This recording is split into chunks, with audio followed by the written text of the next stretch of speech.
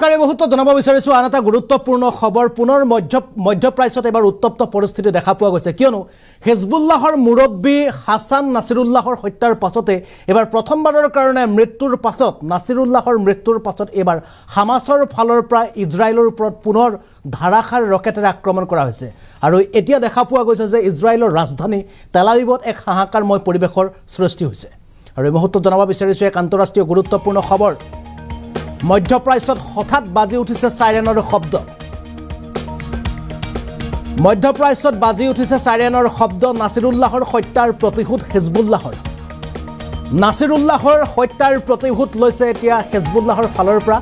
তেল আবিবলৈ লক্ষ্য কৰি হিজবুল্লাহ নিক্ষেপ কৰিছে মিছাইল ইজৰাইলৰ সেনাৰ মাজত হাহাকাৰ পৰিস্থিতিৰ সৃষ্টি হৈছে ইজৰাইলৰ সেনাৰ মাজত হাহাকাৰ পৰিস্থিতিৰ সৃষ্টি হৈছে তেল আবিব খালি কৰি দিয়া হৈছে সাধাৰণ জনতাক তেল আবিব খালি কৰিবলৈ নিৰ্দেশ প্ৰেৰণ কৰা হৈছে হিজবুল্লাহৰ মুৰব্বী নাছিৰুল্লাহৰ মৃত্যুৰ পাছতে প্ৰথমটো আক্ৰমণ চলাইছে এবাৰ হিজবুল্লাহৰ ফালৰ পৰা শুকুৰবাৰে আইডিএফৰ আক্ৰমণত মৃত্যু হৈছে নাছিৰুল্লাহ আৰু কন্যা জয়নব নাছিৰুল্লাহৰ তেল আবিবত হিজবুল্লাহৰ আক্ৰমণৰ পাছতে পূব দক্ষিণ লেবাননত সাজু ইজৰাইলী বাহিনী যিকোনো মুহূৰ্ততে লেবাননত কৰা হ'ব পাৰে আক্ৰমণ ইৰানকো পোনপটীয়া ভাবুকি প্ৰদান কৰিছে এবাৰ ইজৰাইলৰ ফালৰ পৰা ইজৰাইলৰ প্ৰধানমন্ত্ৰী বেঞ্জামিন নেতানিয়াহু এবাৰ ভাবুকি প্ৰদান কৰিছে নাছিৰুল্লাহৰ মৃত্যুৰ পাছতে ইৰানত প্ৰতিবাদ সাব্যস্ত হৈছিল মধ্যপ্ৰাচ্যত হ'ব ত্ৰিকোণীয়া যুদ্ধ আৰু যিকোনো সময়তে মধ্যপ্ৰাচ্যত পুনৰ ত্ৰিকোণীয়া যুদ্ধ হোৱাৰ সম্ভাৱনা আছে ইজৰাইলক প্ৰতিহত কৰিবলৈ সাজু ইৰাণ আৰু হিজবুল্লাহ বাহিনী সাজু হৈছে মধ্যপ্ৰাচ্যত হঠাৎ বাজি উঠিছে সাইৰেনৰ শব্দ কিয়নো শুকুৰবাৰে নিশা আইডিএফ তথা ইজৰাইলী ডিফেন্স ফ'ৰ্চৰ নেতৃত্বত তেওঁলোকে এক লেবাননৰ ৰাজধানী বেইৰুটত এক অভিযান চলাইছিল আৰু তেওঁলোকে ৰকেট আক্ৰমণ কৰি হিজবুল্লাহৰ মূল ঘাটিত থকা হিজবুল্লাহৰ মুৰব্বী হাসান নাছিৰুল্লাহক তেওঁলোকে ইতিমধ্যে হত্যা কৰিছে শুকুৰবাৰে নিশা তেওঁলোকে হিজবুল্লাহৰ মূল ঘাটি হেডকোৱাৰ্টাৰলৈ লক্ষ্য কৰি ইজৰাইলৰ ফালৰ পৰা তেওঁলোকে বৃহৎ আক্ৰমণ চলাইছিল আৰু শুকুৰবাৰে নিশা চলোৱা এই বৃহৎ আক্ৰমণত ইতিমধ্যে মৃত্যু হৈছে হিজবুল্লাহৰ মুৰব্বী নেতা হাসান নাছিৰুল্লাহৰ লগতে মৃত্যু হৈছে নাছিৰুল্লাহৰ কন্যা জয়নব নাছিৰুল্লাহ আৰু তেওঁলোকৰ মৃত্যুৰ পাছতে এতিয়া দেখা পোৱা গৈছে যে ইজৰাইলৰ প্ৰতি লক্ষ্য কৰি হিজবুল্লাহৰ ফালৰ পৰা বৃহৎ ৰকেট আক্ৰমণ চলোৱা হৈছে ইজৰাইলৰ ৰাজধানী তেল আবিবলৈ লক্ষ্য কৰি তেওঁলোকে ইটোৰ পাছত সেইটো ৰকেট প্ৰেৰণ কৰিছে আৰু ইয়াৰ পাছতে তেল আবিবত সাধাৰণ জনতাক এবাৰ নিজৰ বাংকাৰলৈ যাবৰ কাৰণে ইতিমধ্যে নিৰ্দেশ প্ৰেৰণ কৰা হৈছে ইজৰাইলৰ ফালৰ পৰা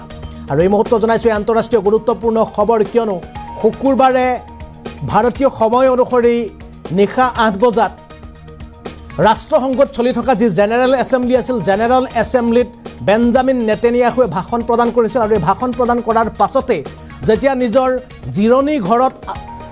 জিৰণি লৈ আছিল বেঞ্জামিন নেতানিয়াহুৱে তেতিয়া সেই সময়তে ইজৰাইলৰ ফালৰ পৰা ফোন কৰা হৈছিল যে তেওঁলোকে জনাইছিল যে হাসান নাছিৰুল্লাহ অৰ্থাৎ হিজবুল্লাহৰ মুৰব্বী হাসান নাছিৰুল্লাহৰ উপস্থিতিৰ উমান পাইছে বুলি আৰু এই উমানৰ বা লোকেশ্যন নিশ্চিত কৰিবৰ কাৰণে নিৰ্দেশ প্ৰেৰণ কৰিছিল ইজৰাইলৰ প্ৰধানমন্ত্ৰী বেঞ্জামিন নেতানিয়াহুৱে আৰু নিশ্চিত তথ্য লাভ কৰাৰ পাছতে ইজৰাইলী সেনাক আক্ৰমণ কৰিবৰ কাৰণে নিৰ্দেশ প্ৰেৰণ কৰিছিল আৰু প্ৰধানমন্ত্ৰীৰ নিৰ্দেশৰ পাছতে ইজৰাইলী সেনাই ধাৰাসাৰ আক্ৰমণ চলাইছিল বেইৰুটত থকা লেবাননৰ ৰাজধানী বেইৰুটত থকা হিজবুল্লাহৰ মূল ঘাটিত আৰু এই আক্ৰমণৰ ফলত দুগৰাকী লোকৰ মৃত্যু হৈছিল আৰু সেই দুয়োগৰাকী ব্যক্তি হৈছে হিজবুল্লাহৰ মুৰব্বী নেতা হাসান নাছিৰুল্লাহ আৰু হাসান নাছিৰুল্লাহৰ কন্যা জয়নব নাছিৰুল্লাহ আৰু এই দুগৰাকী লোকৰ মৃত্যুৰ লগতে ৭৫ গৰাকী লোকৰ আহত হৈছিল আৰু ইয়াৰ পাছতে হিজবুল্লাহৰ মুৰব্বী নেতাৰ মৃত্যুৰ পাছতে ইৰাণত প্ৰতিবাদ দেখা পোৱা গৈছিল লগতে হিজবুল্লাহৰ মাজত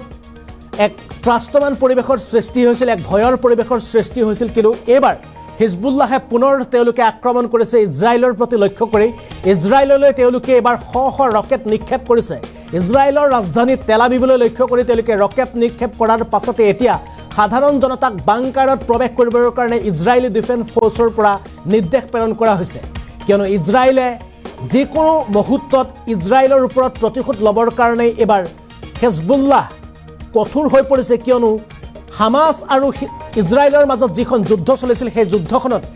হামাসক সমৰ্থন কৰি লেবাননৰ পৰা হিজবুল্লাহে তেওঁলোকে ইজৰাইলৰ ওপৰত আক্ৰমণ কৰিছিল আৰু যি পৰ্যায়ত হামাসক ধৰাশাৰী কৰা হ'ল তাৰ পাছতে ইজৰাইলে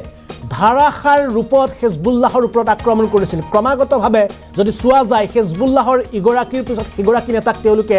এলিমিনেট কৰিছিল অৰ্থাৎ তেওঁলোকক হত্যা কৰিছিল কিন্তু শেহতীয়া পৰ্যায়ত দেখা পোৱা গৈছে যে কালি নিশা শুক্ৰবাৰে নিশা তেল আবিবৰ পৰা ৰকেট নিক্ষেপ কৰি ইজৰাইলৰ পৰা ৰকেট নিক্ষেপ কৰি লেবাননৰ ৰাজধানী বেইৰুটত থকা হিজবুল্লাহৰ মূল ঘাটি এক জনবহুল অঞ্চলত আছিল হিজবুল্লাহৰ মূল ঘাটি আৰু এই মূল ঘাটিতে